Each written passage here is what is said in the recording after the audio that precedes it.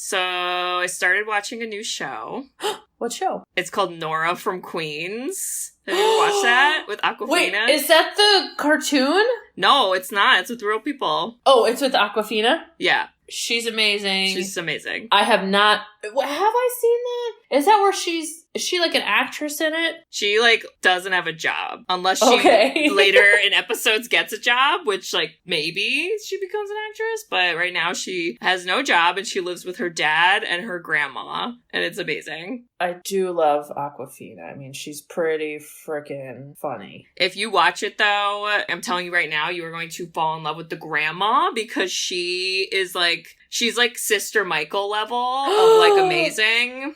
I can't even describe her. She's so funny. Like she's kind of mean. She's so nice to her family, but she's like really sassy to everyone else. I love it. Like there was one where she comes in and she's like, she has this high voice. Hey! And Awkwafina's like, whoa, you got a haircut. And she like has this like short bleach blonde hair and she goes, yeah, I really wanted my hair to look like Eminem. How do I look? And she was like, you look great, Grandma. She's like, I thought so too. Thanks. It's just like, wow. I don't even know. It's so good. I love that. So that's what I got going on now. Well, I have a show for you.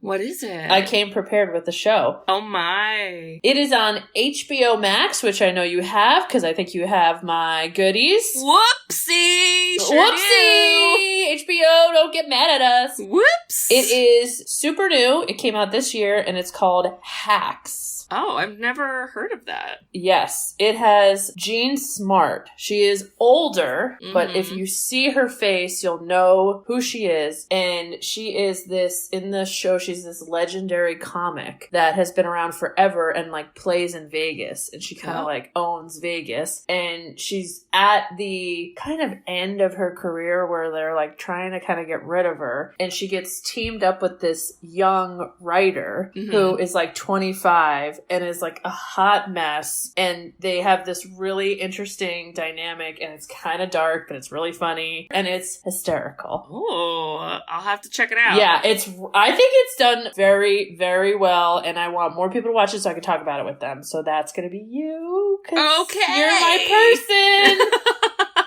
All right, well, I have the login info, so there's no excuse. So you can blow it in a weekend if you want. Oh, I love that. I love quick commitments. Right? There you go. So I got a job. You got a job. We also watch movies every week. We got jobs. Jobs. We're adults with jobs. We did it. Sisters who've seen it. We are the sisters who've seen it.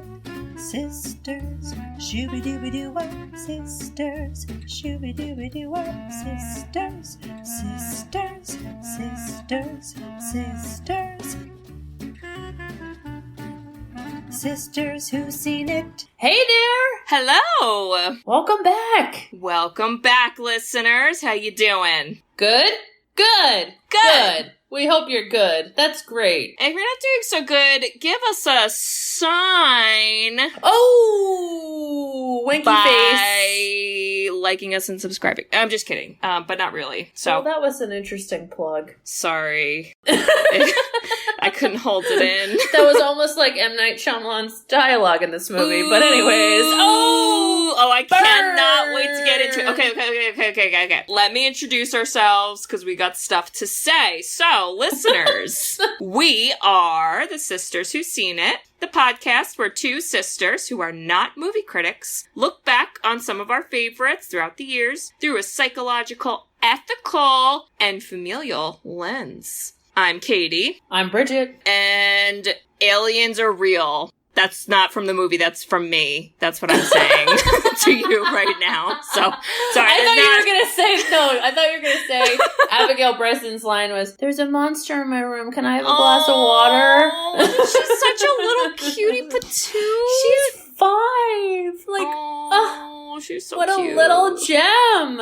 And what's our movie this week, Bridge? The 2002 hit, Signs. Yeah. Woo! And Kate, I'll be honest, after watching this movie, I proceeded to go on YouTube and look up like UFOs and aliens and Scary shit. I mean, I'm with you. And they're out there. Hopefully at this point, Rory Culkin's been studying aliens from his one book.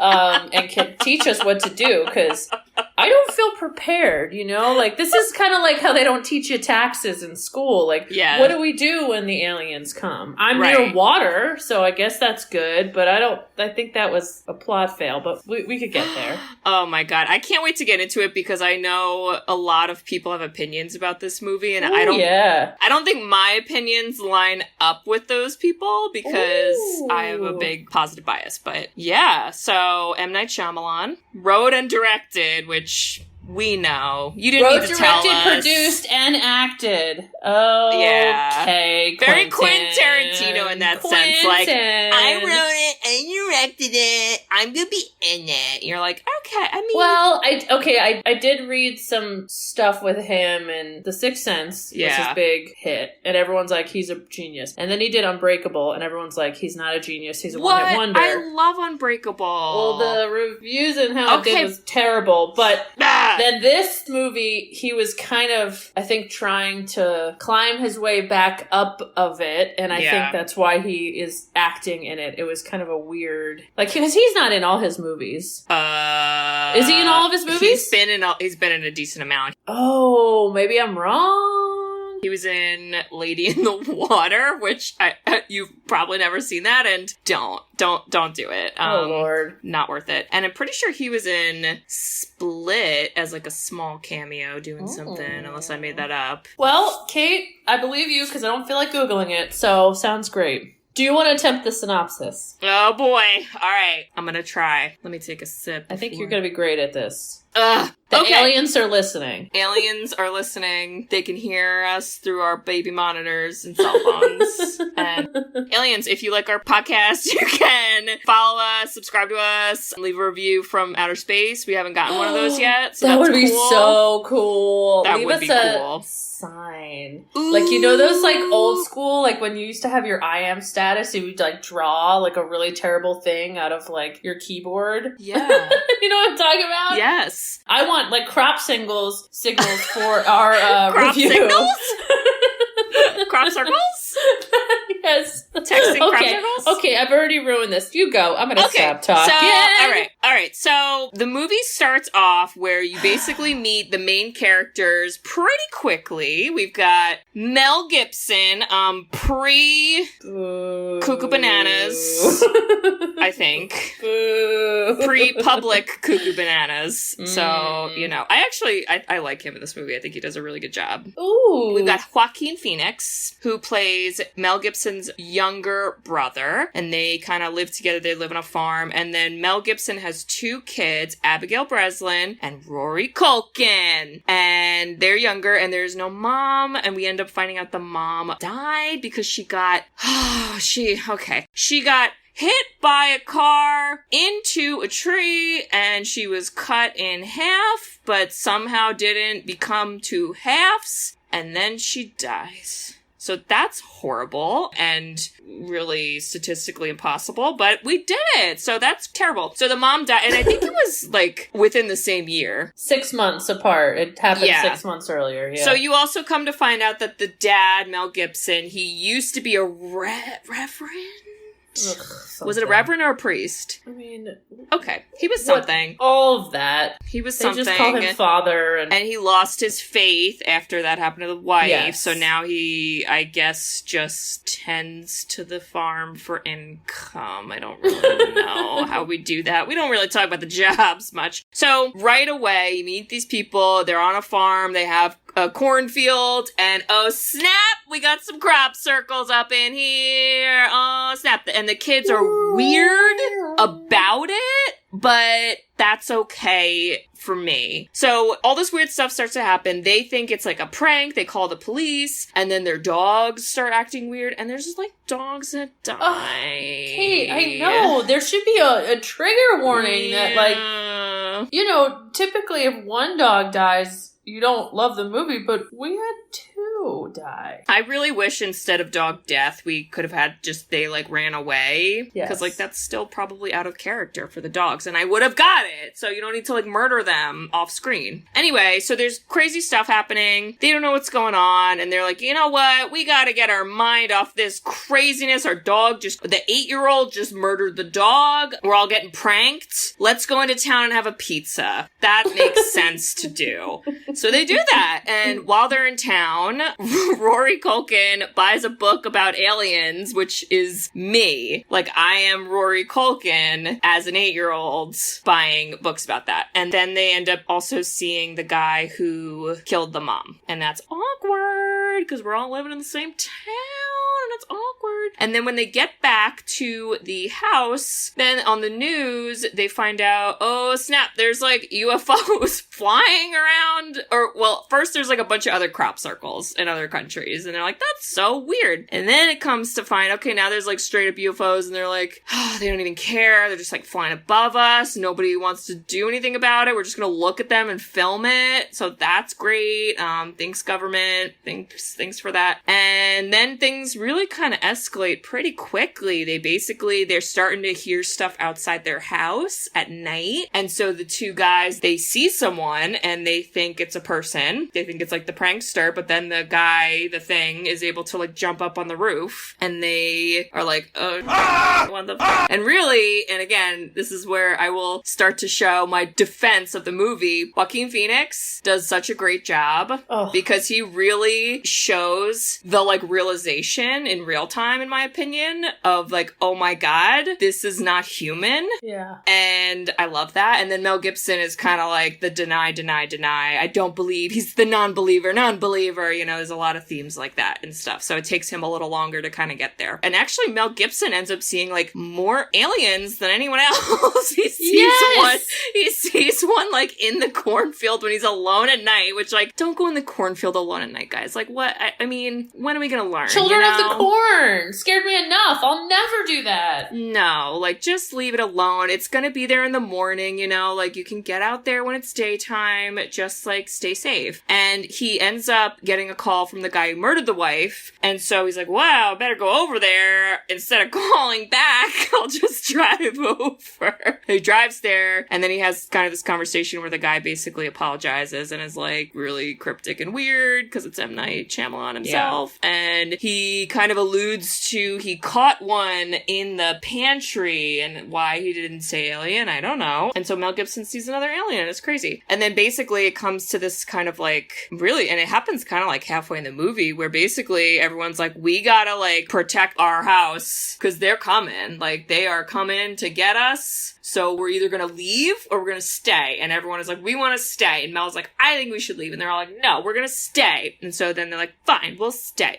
And so then they try to board up the house, but the aliens get in. So then they go to the basement and now they're kind of like stuck in the basement. And there's a lot of spooky things that happen where they're like, you know, they're trapped down there and the kid has asthma. Oh my God, all these asthma kids, Goonies, get out of here. Doesn't have his asthma medicine, all this like crazy stuff. And then at the very, very end, they basically think they're safe, go up, and they ain't safe because there is a revenge alien there. The revenge alien makes me laugh really hard, but also doesn't ruin the movie for me. But basically, he like takes little Rory asthma kid and he's like, I'm gonna f this shit up, so get ready. And then that's where Mel Gibson has his full flashback of when his wife died. And when his wife died, she said these kind of cryptic things to him, which at that moment seemed to click for him. And he was told to tell his brother Merrill to swing away. He used to be a baseball player. And he was told to see, which to me means like believe. Like you have to believe in like this stuff and not be a denier and all that. And so Meryl then beats up the alien with the bat, which is great. It is and great. And then there's also a little plot twist where the daughter, Abigail Breslin, she's like a water snob, I guess, and like leaves a bunch of water glasses, which in all honesty, isn't that like every college kid? Like they're all gonna have like 500 glasses of water laying around. Anyway, it's a plot point because water is like acid to the aliens. So then Meryl just basically like hits all the water and then they defeat the aliens and then everyone's alive And Mel Gibson goes to church. Hallelujah!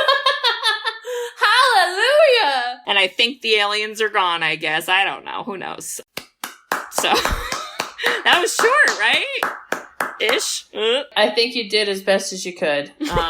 Because, like, it goes from, here's kind of my backstory to, that's weird, to, oh, there seems to be aliens, to, wow, the entire Earth is going to be destroyed by aliens. Yep. And we're gonna die tonight. And yep. It's just like, you know, all of my notes just kept saying, they are not prepared. No. Like, I literally came down to dinner and I was like, James, listen, if aliens are at our door, I'm having a weapon. I am boarding the doors faster. I am like, we're going to be on this quicker. They were so slow to react to what was happening. Yeah. It made it seem just like, I wanted to like shake them. But I feel like part of the reason that it was like that was really because of Mel Gibson's character. Like, I think if he wasn't there, they would have been on top of way more. Because Rory Culkin was like, I'm 8 and I know what's up. And we need to wear tinfoil hats because they can hear our thoughts and we're and then Meryl's like, yeah, what he said. Oh my God. But Mel was like, no, guys, everybody chill. Like, gosh, so overreacting. Honestly, though, I'm sorry. We just had we're still having a global pandemic and we still had people being dinglings and ding-dongs. So yeah, I could 100% believe that there would be people, you know, futzing around, taking their time, even though we're all seeing the aliens, like, invading. People would be like, it's made up. Was that one guy where he was like, it's to sell Coca-Cola? I was like, no, you exist. 13 soda commercials. They're definitely trying to sell. That guy definitely has his own show on Fox News. Oh my God. Like after Sean Hannity. Literally, it is, their like side characters are so painful that we need to take a moment and talk about how painful. You have first that guy that's convinced it's the soda companies making this happen. Yeah. Then you have the creepiest man of the entire movie. M. Night? Who was at the army office. Oh my God, the sergeant? Did you write down the line he said? 'Cause this movie, how did no one just rip this apart? How isn't this has to be a meme. This has to be something because it's the worst line. That guy was terrible. Oh my God, where was it? He like talks and then he like leaves his mouth hanging open for a long time and you're like, what's up? What's up with that? Why aren't you being in the pros, getting your toes licked by beautiful women? Is that the line? Yes. He literally says, wait, you had all these home run records and was this incredible baseball player? How come you're not getting all these women licking their toes? And if I was Joaquin Phoenix, I'd be like, cut. So, I'm gonna have to stop the writers there because don't know. Okay, listen. So I think this is a little off. He's telling me about alien military tactics, and then we're talking about sucking toes. So yeah. like, I'm just thinking this isn't right. And then you had the other creepy guy. Oh my God, that guy who was literally from the movie The Breakfast Club. He was like, what? Who was he? No, he wasn't. But he's like, he played that character, like the bad guy. Who's like the punky kid with the leather jacket. I want to say Bender, but I'm definitely thinking Futurama. No, John Bender. Is that what his name is? Whatever. Anyways, he literally looked at him and he was like, yeah, he also had the worst strikeout reputation ever, and he's not that great, and he shouldn't be getting the lick toes, and I just was like, why are you in this office with your leather jacket and your, like, literally high school punk attitude, talking about this guy that, why do you know his strikeout record, you weirdo? Have you been sitting in this office for, like, 10 years waiting for this moment? It was definitely so weird. He doesn't even look up what he just like is like, I'm gonna say this without looking because that's when you know how God. cool I am. And you're like, no. And the cop was weird. She was weird. She broke into the home. She tried as best as possible to like play a cop, but her word choices were so strange. So I will say I do feel that is a M. Night Shyamalan trope as a writer and director, like, that's definitely a thing in his movies and you're right, it's with the side characters. They kind of get these weird lines, and a lot of other movies, I think they're kind of made fun of, and I don't think that's in some of the better movies. It's not coming up as much. Like, I can't think of an example for that with, like, The Sixth Sense, for example, and I'm sure it's in there, but... I'm sure it is, but... Yeah, I don't know why. It's like, he tries to make everyone super quirky, and you're like, it could just be normal, it's alright. Well, or, like, further the plot. Yeah. Like, I get the one guy not believing it, but, like, he was so annoying about the soda commercials and, like, the soda company, and I don't even know. We also have to talk about the opening scene. The credits looks like I literally downloaded my first movie software and was like, let me type in my name and produced by, and let's just see how big it's gonna grow, and I'm gonna pick this teal background and just hope for the best, because what? Yeah, but, like, isn't the music fun, though? The music is amazing. If they didn't have the music, I would be pooping all over it, but the music saves it, in my opinion. Okay, listen, as much as I'm ripping it apart, I like the movie, but there are such drastic bad scenes or bad, like, details that you're just kind of like, I don't know. Yeah, and then it starts off, literally, after the credits, it's like a Mel Gibson jump scare, where he just, like, his face, like, comes into the frame, and you're like, ah! And, okay, listen, I know I've referenced this in previous episodes, and I'm gonna say right now, this is not the reason why I like this movie. I like this movie on its own, but I do always think of Scary Movie 3, because half of that movie is making fun of signs, and I always think of where Charlie Sheen is playing the Mel Gibson character, and he keeps hearing the kids scream, and he just, like, keeps going about his morning, and, like, he's, like, peeing, and then he hears kids scream, and he stops, and then he goes back to peeing, and then he hears kids scream and stops. Like, that's just what this reminded me of, where I was like, Mel Gibson, I mean, I know you're stoic, but, like, he didn't even check on the kids. You see a scene where he's like, oh, I heard a scream. I'm gonna walk towards the kid's door. You know what? Never mind. I'm gonna turn around and go back this way. And then, the children are alone in the cornfield. People, lock your doors better. So, He left them alone a lot. He did. And then he tries to, like, blame the brother. He's like, why weren't you watching them? I'm like, excuse me, who's the dad here, sir? I mean, Joaquin's trying his best as, like, his new mother. He's playing both roles here, yeah. Just the whole preacher character, I was like, ugh, Mel Gibson is a preacher.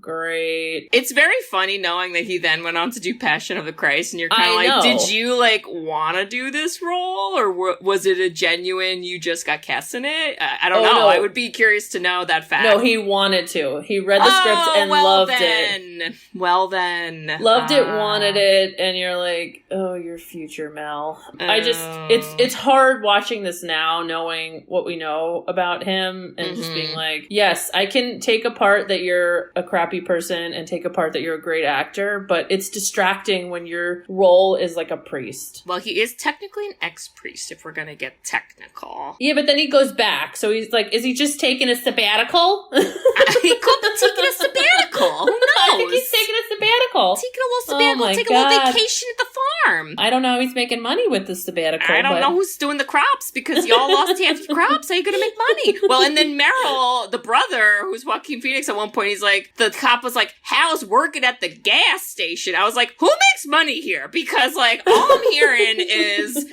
we're all gonna get, like, our house condemned. So, like, what? Like, are the aliens just the tax collectors and this is a metaphor? Let me know. They could be the baby boomers coming for millennial money. I mean, I can see it. Also, do you know where it was located, Kate? I do. It was Bucks County, PA. And I think around when this movie came out, I was friends with a girl whose dad, for whatever reason, like me, this girl, and her dad, we literally drove to this town, and like, it was like a friend of his, like, lived in this town, so we drove through, like, where they had, like, the little, like, the pizza shop, and, like, the little bookstore, and then, like, I don't know if we saw the real crop circle, because there's a lot lot of like farm country in that area. But yeah, so that was something. That's fun. Yeah, I mean, and that's another M. Night Shyamalan trope, is a lot of his movies are in Philadelphia or around the Philadelphia, PA area, which like Bucks County is kind of, it's like an hour out of Philly. It's not like super close, but it's not super close. He puts in the title card, he's like, this is Bucks County, PA, and then he's like, it's 40 miles from Philadelphia, in case you wanted to know. In case you want to go, do you want to go there right now?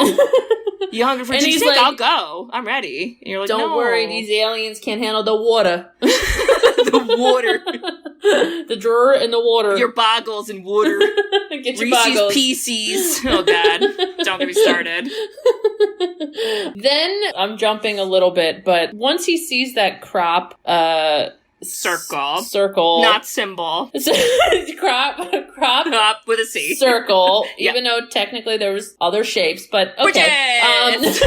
Technical alien term. I technically think there's a symbol, but anyways. Okay. The cop explains why she was so late, because this is, I think, where COVID started, because she was telling a story about this old lady that almost got ran over by some kids, and she was so mad she started spitting on newspapers in a store, and she was just spitting and spitting and spitting, and the cop said, I feel like I have to take a bath. And I was like, I feel like you have to get tested for COVID, because I think this is where it started. And I wrote, why the f*** is this cop telling a weird story about a gross old lady? Nobody asked for this. Also, that's when she broke into the house. He literally is like in the kitchen, and then he turns around and she's standing there like leaning against the wall like, hey! And I was like, that's a crime, ma'am. You should know that. Ma'am? And then we have to weirdly have, which I called Pet Cemetery vibes, because the kids basically then have to stab the dog. And like, what?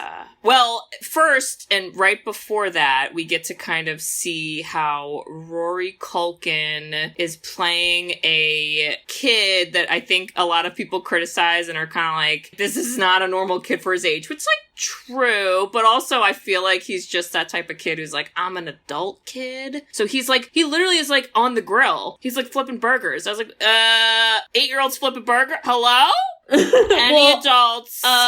Kate, I'd like to add in a adults? familial moment here. Oh my God, is it about me flipping burgers? No, because I'm gonna call out Mary, and Mary was definitely flipping burgers at like 8. Mary would definitely go buy an alien book at the bookstore and be like, all right, everyone, I did the research. I looked at the statistics. I've done the math. This is what's going to happen in this amount of time. And because our parents don't listen to this podcast, I'm not worried about talking about them. But because I think Mel Gibson was checked out, and in our scenario, our parents were tired of their 4 kids, I didn't find anything wrong with it. And maybe that's because that's how we grew up. Yeah. I was like, yeah, he literally is like, my dad's checked out because my mom died, so I gotta play like adult, and I got this young sister, and I'm gonna like play adult. And I kind of was like, I totally get it, Mary. I mean, Rory. Yes. So Little Mary / Matilda / Rory Culkin. Yeah. But they mention this in the movie, because the part where the mom is saying like the cryptic things, the thing she says about Morgan is, tell him to play games and it's okay to be silly, because that's her basically being like, he's like a little 8-year-old adult, and he's definitely gonna act like more of an adult once mom is dead. So tell him like it's okay to still be a kid. And like, I don't think a lot of people who see this movie pick up on that. But like, because I think that's like so much the criticism I see is like they're ripping apart the kid actors, and I'm like, no, I disagree. I think the kid actors were awesome. Yeah, I thought they were fantastic. I thought they helped the movie. I keep hearing from you that people don't think M. Night Shyamalan was in on it, and he was. And like, you're kind of like, that was the point, and the audience is like, that's not real, and you're like, but that's the point. Right. Interesting. But yeah, so Morgan, which is Rory Culkin's character, he has to stab his dog. Actually, we don't really know, because we don't see it, and I do feel like the scene right before this is not my favorite. It's where the cop is with Mel Gibson, and they're actually looking at the crop circle, and they're kind of talking, and she's like, I don't know, like, what machine could do this, or like something, and then she talks to him, and she says, you know, a lot of the animals in the county have been acting funny. And she says that, and then he like has this weird response where he like stands up and like walks away from her, and he goes, "Don't call me father." And she's like, "What?"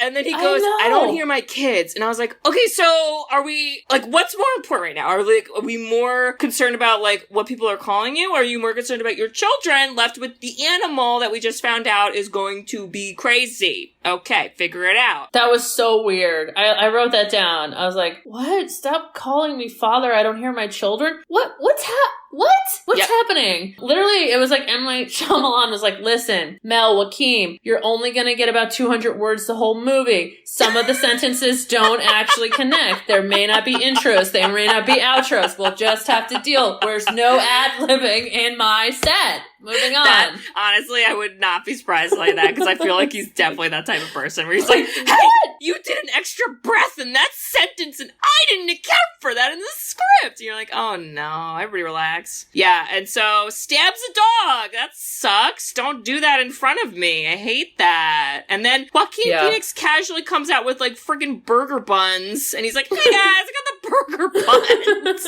And Mel's like, okay, the dog's dead. Kids were flipping burgers. We've moved on. We're done with burgers. He's like, put the potato salad down. We need you to focus.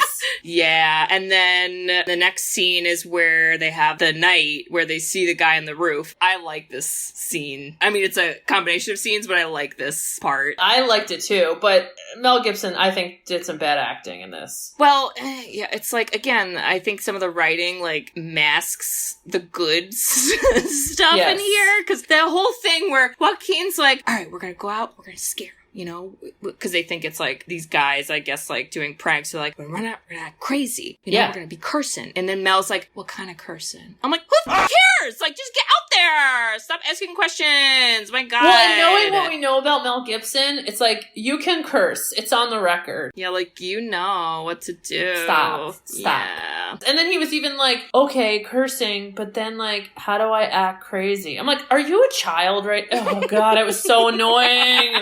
So then, thank God, I think Joaquin carried a lot of this movie. Because Joaquin ran out and was like, oh boy, I gotta do a lot of lifting for Mel, because he doesn't really come into acting until, like, I don't know, last 10 minutes of the movie. His back must have hurt, I'll tell you what.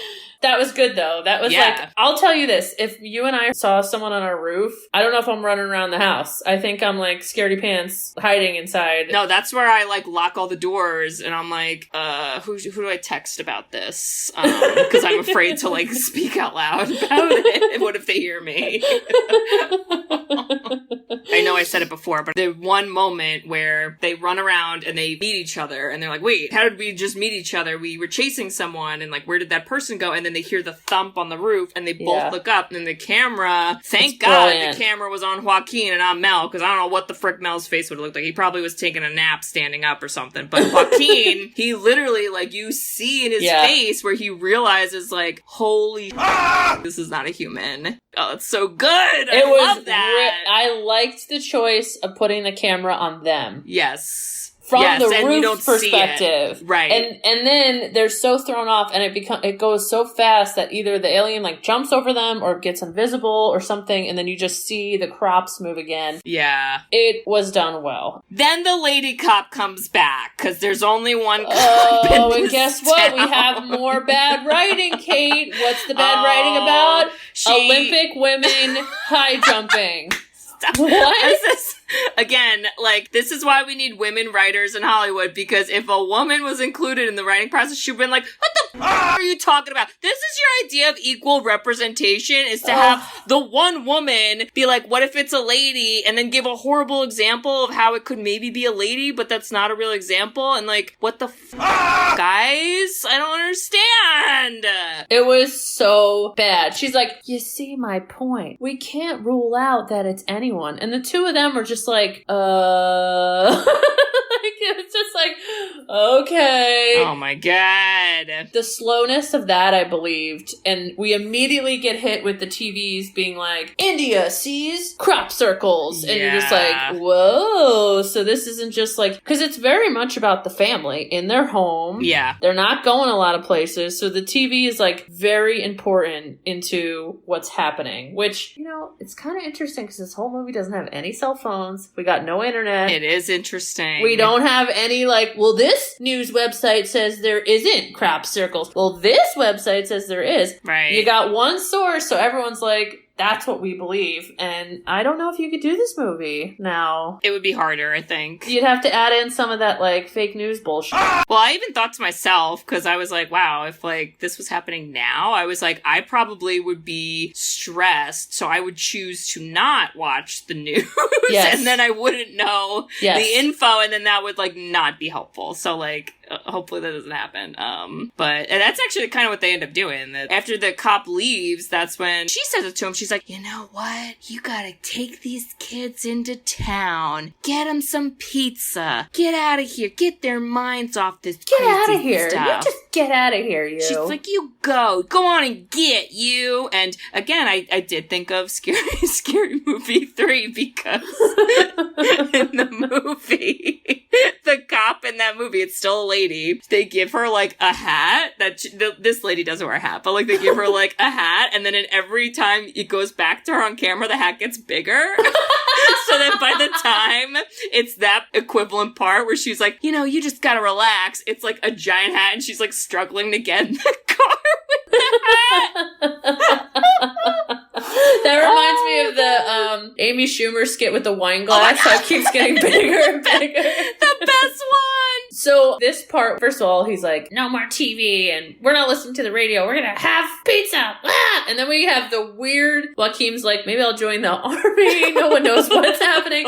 Rory's like, he's literally pulling a Gandalf. Like, he literally goes to the library and he's like, I need a book about aliens. And also, you two are really dumb talking about soda commercials. I need you guys to focus. Yep. And Abigail Breslin, who's Bo, right? That's her name? Yes. Is just like, listen, I'm a 5-year-old fortune teller mystic. And like, I'm just gonna like sit in the background and flow around with my dresses. Yeah. And just let you know when I have to tell you the future, because I just have a feeling, and I'm actually the one that's going to save everybody with my water glasses that you think are my ticks. Well, and also she, like, they're in the bookstore and like she's getting like poured glasses of water, and I was like, oh, don't do that. Don't give out, like, give them a bottle of water, you know, like, that's unsafe. Like, that's a stranger for all we know. You know, you don't take open food, you don't take like open drinks. Because the other thing, you're also like, okay, the animals are acting weird. Maybe there's something in the water. Like, you still don't know what it's kind of about. Yeah. But we get distracted by Tracy. Oh. The pharmacist, Kate. Oh, Tracy.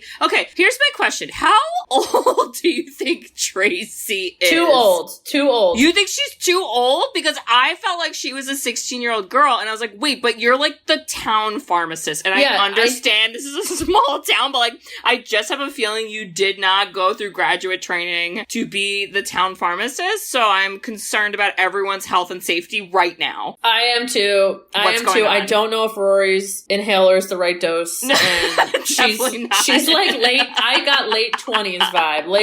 Late 20s, and I also hated how, okay, she basically just confessed, Father, please, I have to confess my sins because it's the end of the world with these aliens, and lists out a bunch of times she curses. And I'm sorry, but is that really the worst thing in the world? And then Mel Gibson tells the whole family to never hang out with Tracy again. And I'm like, okay, judgy priest. I was going to say, a little judgy priest up in here. Rude! There is a confidentiality clause. So you just violated that. Way to go. Way to go, bud. And at the same time, thank God Rory's doing his homework, because then we get the walkie-talkie, and he's like, okay, Dad, I got a book. You won't let me look at TV. You're basically close to Footloose style, being strict around this house. So I got a walkie-talkie, and now the aliens are literally on it. And everyone's like, what in the world is happening? So again, when this movie came out, Mary was born. She was born in 2001. So she was a little baby. So she had a little baby monitor. And guess what type of baby monitor she had? Same one? It was the same exact one, Bridget. I'm not even kidding. So I remember when this movie came out, I was like, I'd be like babysitting and be like, please don't make a noise. Please don't make a noise. Oh God, oh God, oh God. I don't want to hear it. Oh Jesus, oh Jesus. Because like, it's creepy. It's a creepy concept. And wow, it was spoopy. I thought it was spoopy too. And they had the like, it was like weird noises too. Like, yeah, it was like clicking. It's like a bug. I hated that. I didn't like it either. No. I got Men in Black vibes. I got Jurassic Park vibes. Oh my God, I wish the Men in Black were in this movie. I mean, they would have helped. I know, they would have. This is also another weird dialogue where Joaquin is like, listen, guys, chill out about all the aliens. It's really just a bunch of nerds who've never had girlfriends. And then Abigail Breslin asks the best question in the world that says, why can't they get girlfriends? And it never gets answered. And she's asking the real questions. Because I married one, so screw you, M. Night Shyamalan. Yeah, what are you trying to say? You're the one who made an alien movie, okay? Okay. I laughed so hard because I kind of was like, okay, Joaquin, your character's weird because, like, I could see you being, like, a bag baseball player that, you know, you helped your brother, so you're, like, a nice guy, but then at the same time, you're, like, envious, so you don't know what you're doing. And I thought that was, like, out of character, him to, like, say a comment like that because he's pretty nice the rest of the movie. He's, like, a good father figure to them. I almost kind of took it as, like, it was, I mean, again, the psychologist in me is like, all right, is he, like, going through the stages of grief where he, like, clearly saw something very traumatic on the roof and he knew that was, like, not normal human shit. So now he's, like, in the denial phase where he's like, nah, it's not real, it's made up. And then he goes through, like, you know, all the other ones. He does it great. Yeah, because he does, like, shortly after, he then kind of, like, buys into it pretty quickly. Very quickly. Yeah. It's scary. But then after this is when it's pitch black nighttime, Mel Gibson says, you know what's a great idea? To go out alone, abandon the children, tell no one where I'm going. Alone again, in case I forgot to say that. I'm alone. I have no weapons. I have one flashlight. Sometimes the batteries don't work. Not I'm going to go out in the cornfield. Yeah. Continuously not prepared. And that was spooky scene. Oh, it was so creepy. I literally wrote "Run, Mel, run" oh my in God. capital letters. The other thing too is he also had like weird dialogue yelling at the aliens. Do you remember that? Where he was like, "You're not famous," and I'm like, "What?" But he didn't know that was aliens. He thought it was like still people because he's like a little slow. He's a little slow to the game. Yeah, the non-believer was a little slow, taking his time. But that's when he goes inside, and then that's when he's like, "All right, let's turn on the TV and all get traumatized together. We're a family. We got to do the trauma together, y'all. Let's do it." Well, and that's what makes this movie really good is just focusing on the family. Yes, like I agree. The arcs were great because you got to dive into 4 characters really deeply and nothing like distracting because all the rest of those characters were annoying. I almost feel like this could be turned into like a play, you know, because it really is like very character based, and I mean, it's a lot of like scene changes. I mean, you'd have to have someone dressed up as an alien on stage, but it would probably be better now. I feel like I shouldn't like tell M. Night Shyamalan that because he'd be like, oh, my ego. I mean, it's just so big already, but I'll add that in there because I'm like, I am so amazing. Well, so the background music's great, but you'd be like, so we're going to take all your writing, throw it in the garbage, and make songs out of it. Dun, dun, dun, dun, dun. I used to be a baseball player. There's a guy in the background like, you should be licking toes.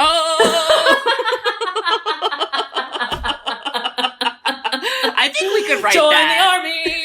You get to lick toes there. And then Rory Culkin's like, aliens are real. Put on tinfoil hats. Aliens are real. Watch out for those aliens. Have your asthma inhaler. Don't leave it upstairs. And taking a page from your scary movie reference, his tinfoil hat just gets bigger as the song keeps going. Okay.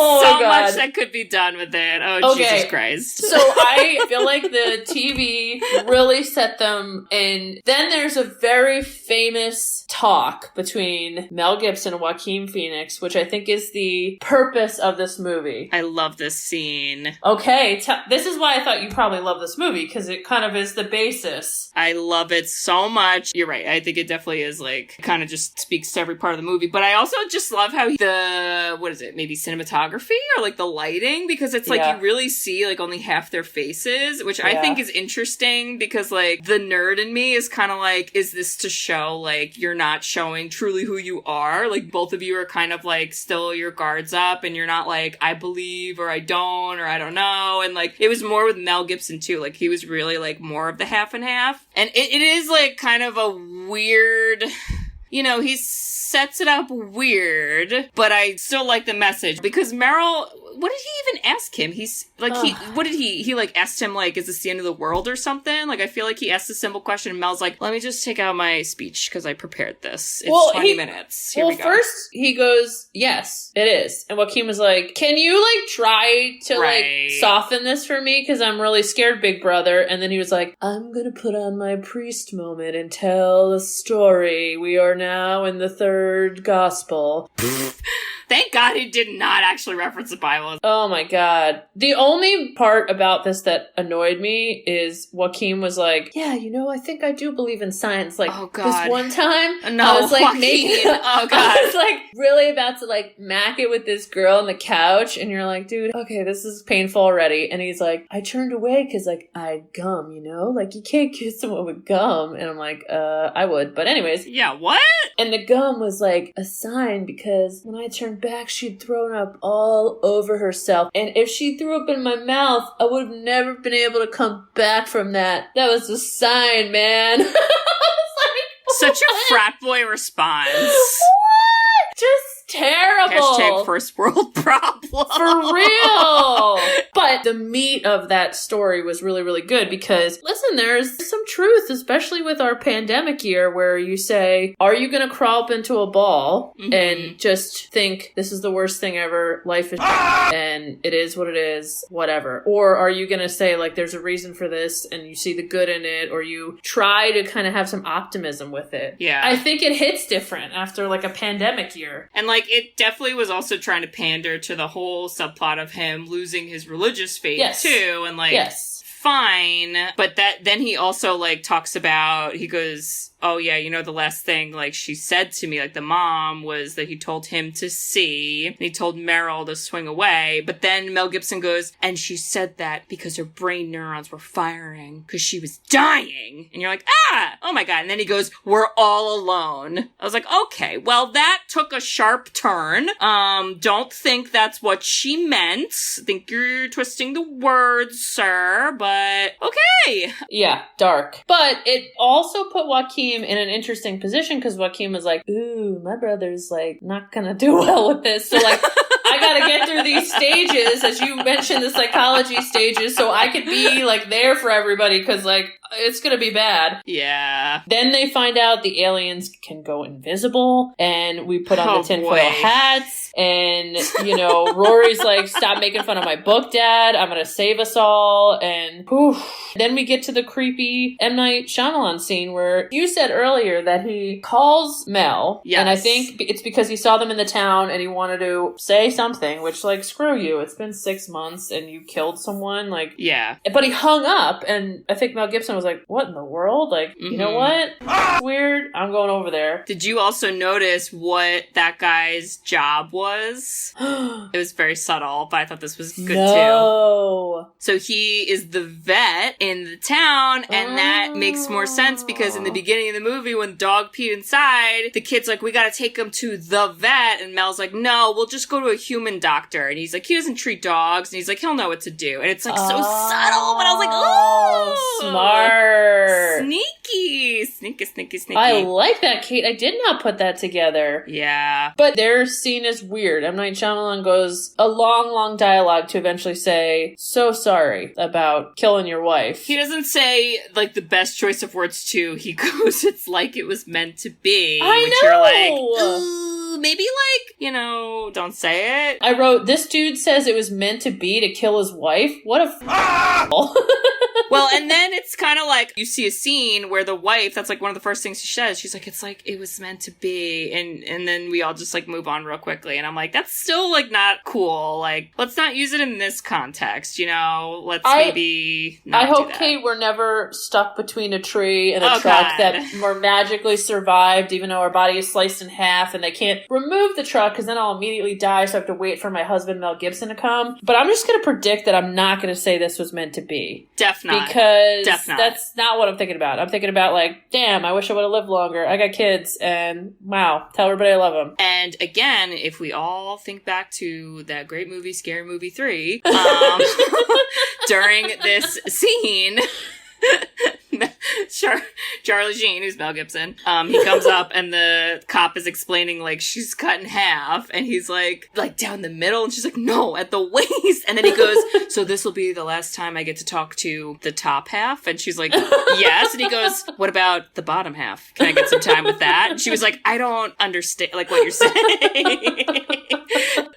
Oh, that's good. I think at this point, though, we get into the pantry scene where you clearly know someone's in that pantry because you see, you hear, you see something.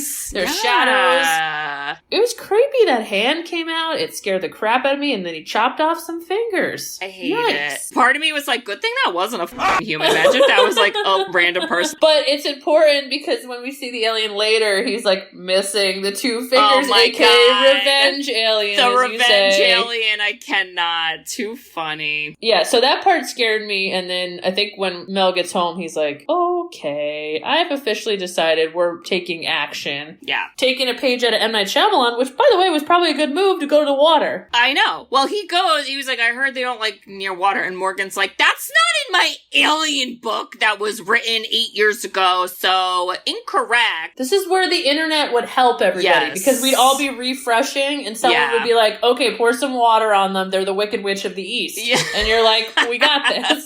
Yeah.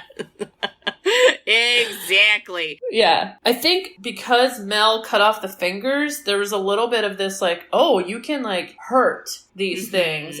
And Rory Culkin's like, okay, so sometimes the aliens come and like they just want to like steal our resources, and then other times they want to literally like annihilate everything. And in a really like sad moment, I thought like, do you think because like our planet is getting like aliens are never gonna come because like we offer nothing anymore?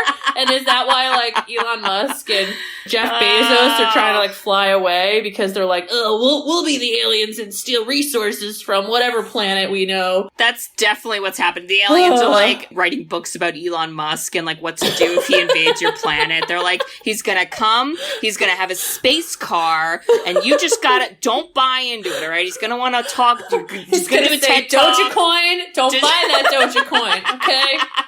He uses these tweets. They're just nothing. They're nothing. But it just, after this movie, I started researching all aliens. But I kept thinking, like, I'm not worried because, like, what the f*** do we offer at this point? Like, I don't know. They're going somewhere else, I think. But well, and then it's like the whole, they're coming and this is another critique this movie gets where it's like, oh, the aliens can't get through like a wooden door. I know.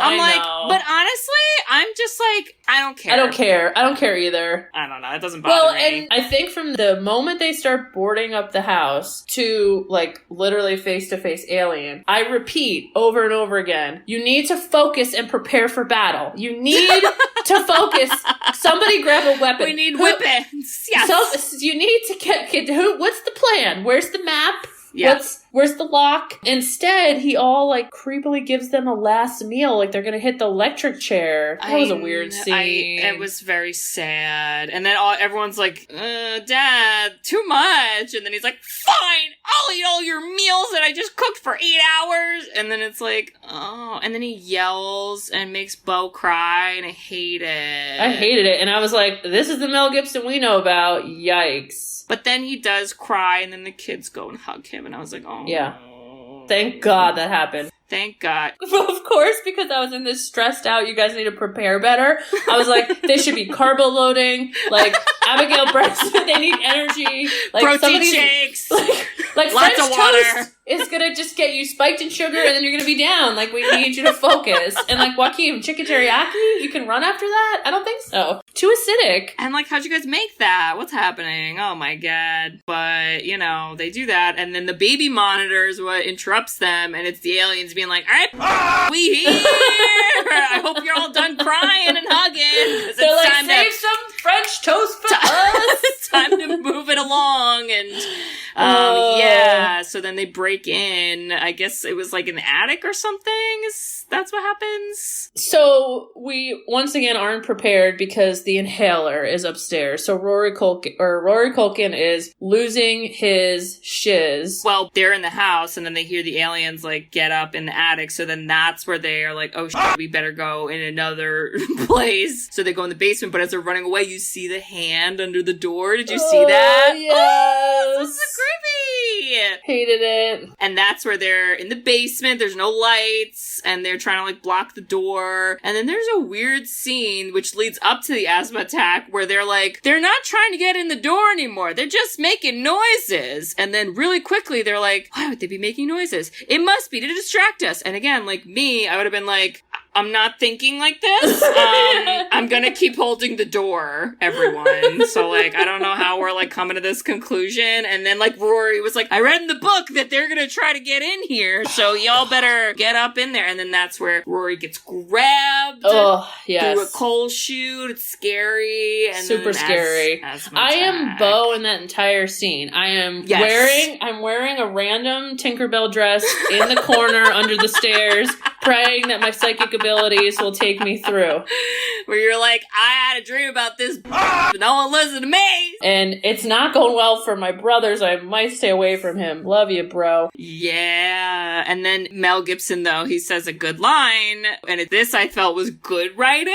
But Mel Gibson he's trying to calm down Morgan, who's Rory Culkin. He's having an asthma attack. So he's holding them. He's trying to like breathe with them. He's like, breathe with me. Like, calm down. It's gonna be okay. And he goes, don't be afraid of what's happening. Believe it's going to pass. And it's like he's talking about the asthma attack, but like you could think of it as like he's talking to himself. Yeah. Like you have to, it's gonna be okay and you have to believe again. No, this is when Mel Gibson gets really good at acting. Like he is fantastic at intense, serious emotions. Like when even at the end, when they think he's dead, the boy's dead and he's crying outside. Yeah. Like I was like, wow. God. Like I got emotional. I did. I cried twice. Yeah, I was like, I should not be crying in like a horror movie, but I am. So here we are. He does it well, and they make it through the night. Yeah. Which this is also not what I would do. I would hide down there for like forever. For 3 months. Definitely. Maybe. That's how I felt. I'd live down there. They had cans of food. We just eat peas. Yeah, they go up hella quick. Meryl is like, oh, the radio said they're leaving. And I'm like, what radio? Who's the station? Who's on the station? Is it an alien on the station? You don't know.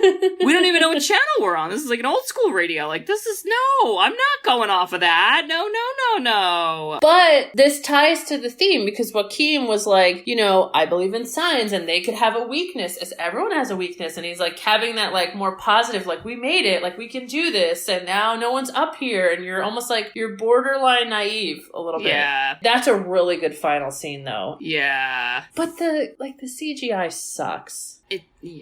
It's so bad. It's like early 2000s CGI. I know, but I think they should have done like a real person with makeup. Oh, like practical? Oh yeah, that would have definitely been better. I agree. Like get some Stan Winston. All right, he's still around. Yes. You could have stole him from Lake Placid to help this. Just get the giant alligator and been like, these are the aliens. I would have believed that too, so. Yep, and it's the revenge alien! Oh my How God. did he find out where we lived? How did he know the directions? How did he get out of the pantry? This is the song that'll be in the musical. I'm the revenge alien. Look at my 3 fingers left. I'm the revenge alien. That's a great I'm one. about to steal his breath. Ooh, I'm rhyming. Ooh, good one. I have to say though, the way that like Rory Culkin was kind of like slunk, like in his arms, was very creepy. And you see it through the TV reflection. There was though a point with Mel Gibson where I'm like, okay, you're kind of like not doing anything, because Mel Gibson froze for a long time. And it was long because that's where they do the rest of the like, my wife died flashback. And I was like, oh my God. So many of these, like, goodness. I know we're just coming off of Mighty Ducks, but it like literally reminded me of the Gordon Bombay like missed shot. I was like, we get it. My God. Yeah, you didn't really learn anything new because we kind of knew like all the stuff that she says in that flashback anyway. Yeah. And then, just get a baseball bat and go medieval on his in the living room. Well, and we all, at that point, like, Joaquin really, he's such a good character that you're like, him. You know what? You came back to help your brother. You've been working at the gas station. Here's this Batman. You got some anger. Let's do this. Let's do it. Hit him. Let's do it. Beat him up. And then we see the alien falling, and then we get into, which I think this is what I read a lot of people were mad about, is an alien comes to abduct people with a planet that's 71% water, and that's their only weakness. Okay, but here's my counter. Because again, we need everyone to keep in mind this is a sci-fi movie. Like, we don't have a frame of reference for aliens. So, like, the argument saying, like, how dumb are those aliens? Like, what if they don't have water on their planet and they don't know? Also, the thing that bothers me about that is that was the same exact weakness in War of the Worlds. Except in War of the Worlds, they're like, oh, it wasn't technically the water, it was like the amoebas in the water. Except there's amoebas in all water. So really it was water. And nobody's about that plot point in War of the Worlds, but they're about it in Signs. And I just want to say, step off! Step off! Because you got no grounds. Okay, no grounds Kate, for well, that. listen. Clearly you and Rory have been talking about this from your book, and you might need to take a little chill pill. Oh, God. The scene, though, that because Rory has asthma, and the alien was trying to, like, suck his soul or whatever Well, he's trying it was. to put poison into him. Put He was poison into shooting him. poison into him. Okay, that was really cool. Yeah. That literally Mel Gibson was like, his lungs were closed. His lungs, oh my God. Like, because it was so good. He was like, I hate you, God. You both can't die. Yeah. And, yeah, man, I'm believing that. So. And then God's like, JK, LOL. Oh my God, I'm having a flashback to Aquafina right now. I can't. I'm dying. So we end the movie with people then surviving, and I guess the aliens were like, well, Earth is off limits because they got water, so, it's winter, everything's good, and the family's just fine. And boom, we go back to those stupid credits again. We do. And ending felt a little abrupt Yes. for me. I kind of wish it was...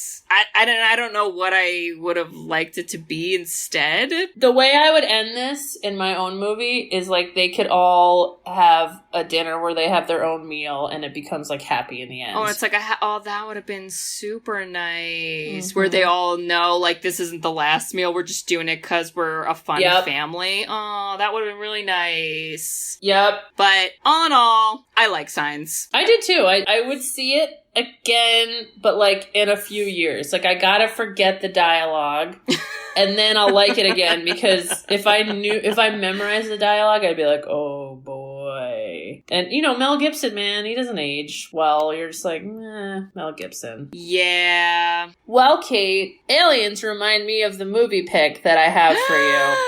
Oh, interesting. It's not technically aliens, but it is some supernatural stuff happening. Okay. Now, this is our episode that's right before our 1 year. Yes. So, ironically, this movie came out the same year as Signs, 2002. What a sign. And it has some superhuman stuff. Okay. Possibly genetically altered. Possibly the nerds are involved. The and nerds. Oh. It is... Once I say this, you'll know superhero. Oh! It's the thing in your room that you don't want to kill, but you know it's creepy. It's Spider-Man. The OG! The OG. Sam Raimi Spider-Man. Sam Raimi. And we have Kirsten Dunst, James Franco, William Dafoe. Who's the main guy? Tobey Maguire. Oh my god. Wait, we saw this in theaters. Do you remember seeing this together, you and me? Because I do. I will never forget the upside down kissing scene, being like, what? As an 11-year-old, I didn't register too much with that scene, but I could see you as a 16-year-old registering with that scene. I was like, huh? This was good, though. I think they did this movie really well. I think this is a good superhero movie, even though it's like, when Marvel, like, kind of really got into... They did so many of these. So this is, like... Now there's, like, never-ending superhero content, but, like, back in the 2000s and early 2000s, there really wasn't that much stuff. But this movie, I think, rewatching this, I am still gonna like it. I'm sure there's gonna be cheesy stuff, because I haven't seen it in a while, but I think I'm still gonna like it enough. Yeah. And Woo! Folks, if you're into the comic stuff, we're here for you, and we did Batman a really long time ago. Oh my god, that was episode 4! That was episode 4? Yes. Isn't that crazy? Whoa. That was almost a year ago. It's crazy. Okay, what? Yeah. Wow. Well, it's a sign. It's a sign. Kate, I just want to let you know that if you got that library book and started making tinfoil hats telling me that we got to prepare for aliens, I would be much more prepared. Oh, thank God. I would have all the boards, or I'd really just force you to water. I'd strap Bear to my back. Oh, thank God. That'd be heavy. You'd be protected because I'd really get into like Rambo mode because no way these aliens are taking over. So I love you. I love that. And Bridge, if, we lived on a farm and neither of us really made income, but we somehow were living okay, and someone made a crop circle in our crop and we had to call the cop and tell her, someone, probably not a human, jumped on the roof and she tried to go on a monologue about Olympians that are ladies, I would tell her, shut the fuck up and find the aliens because they're about to invade. So, I don't know if that would help, but... No, it would really help, because I would just be so emotionally drained from my conversation about Olympic women athletes with her that I feel like you'd really give me the energy I need. Yeah. Listeners, we hope that you enjoyed Signs as much as we did. We recommend you watch it. Subtitles might be better, so you could really laugh at the dialogue sometimes, but give the kid actors a chance. Well, and listeners, if you also like Signs and you're not a person sipping the haterade and claiming you know what aliens would or would not do, considering we have no frame of reference, you should write us a review! Ooh, yeah! We love reviews. We love written reviews. You can review us on Apple Podcasts. We also have a website, sisterswhoseenit.com. If you scroll down on our main page, we have a form you can fill out to request a movie. So if you are a passionate alien believer and you love aliens and maybe you got an alien friend that I don't know about, but that's cool, and you're like, yo, there's a lot of cool other alien movies and you want to request one, do that on the form and I will secretly put it to the top of the list. No, I'm just kidding. I'm just kidding. I have to, we have to go in order, but we will do it. So we love that. You can listen to our episodes on there. You have links to all our social media. And Bridge, what else can they do on our website? They can buy us coffee. Yes. And as part of buying us coffee, a couple things I want to happen. So first donate, buy us coffee, whatever. And then I want to have a long discussion specifically with the people who have seen UFOs and no one's believed them,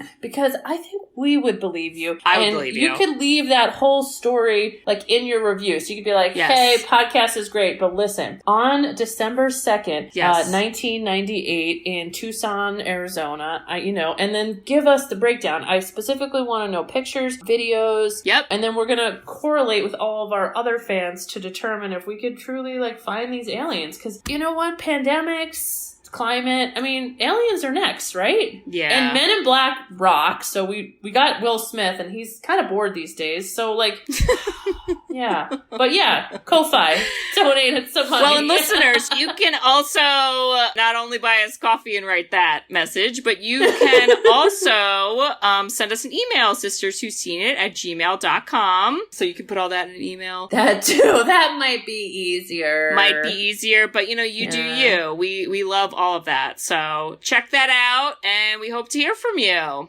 right, listeners, we'll see you next week for Spider-Man! There was a Spider-Man musical on Broadway, by the way, so we'll be talking about that. If there's a Spider-Man musical, we can do a science musical. Yes. We are. We are doing a science musical. We already talked about that, so. That would be so good. We're doing that. All right, we love you. Bye-bye. Love you. Bye-bye. Toodles. Bye-bye. Thanks for tuning in to Sisters Who've Seen It. You can listen to us on Spotify, Apple Podcasts, or wherever you listen to podcasts. Check out our website at sisterswho'veseenit.com, where you can email us, request movies to be reviewed, and keep up to date with all things sisters. Also, make sure to follow us on Facebook, Twitter, and Instagram. See you next week.